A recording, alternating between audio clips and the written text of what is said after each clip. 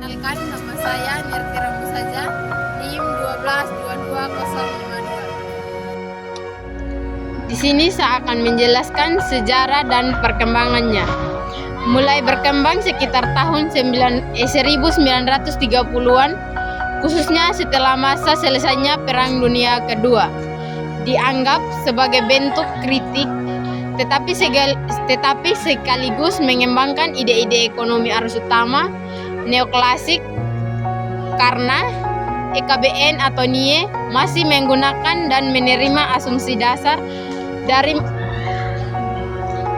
ekonomi neoklasik mengenai kelangkaan dan kompetisi, akan tetapi meninggalkan asumsi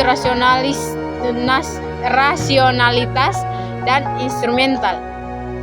Di sini saya akan menjelaskan nomor 2, perbedaan ekonomi kelembagaan dan arus utama. Selain perspektif dan perbedaan antara arus utama dan neoklasik dan ekonomi kelembagaan terletak pada definisi konsep tentang pelaku ekonomi tindakan dan hambatan pada tindakan ekonomi, hubungan antara ekonomi dan kelembagaan informal khususnya yang melekat dalam kebiasaan. Yang nomor 3 itu karakteristik utama ekonomi kelembagaan yang mendukung signifikan perkembangan, berfokus pada peran institusi, biaya transaksi, dan perilaku individu dalam membentuk proses ekonomi. Karakteristik ini menjelaskan bagaimana aturan main baik formal maupun informal yang berlaku dalam suatu masyarakat dapat mempengaruhi efisiensi dan pertumbuhan ekonomi secara keseluruhan. Sekarang nomor 4, aliran institusional lama. Fokus menganalisis pengaruh institusi seperti kebiasaan, tradisi, dan nilai-nilai sosial terhadap perilaku ekonomi. Yaitu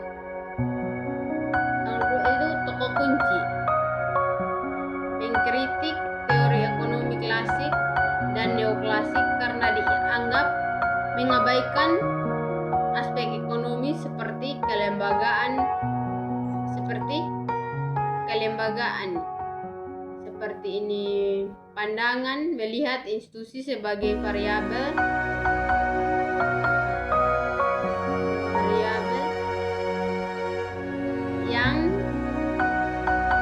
yang menentukan, bukan sekadar variabel yang dipengaruhi oleh ekonomi.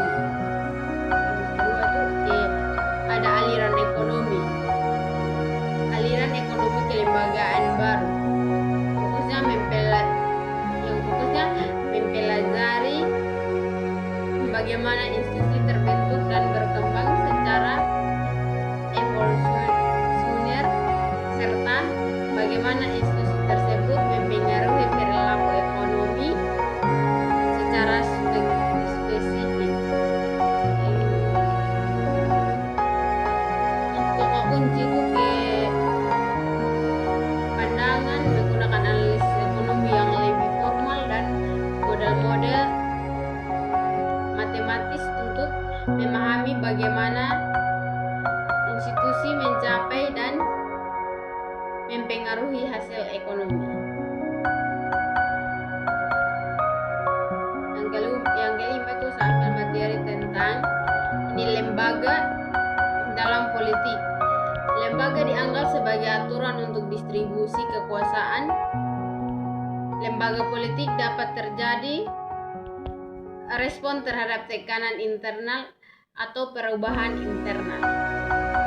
Sekian.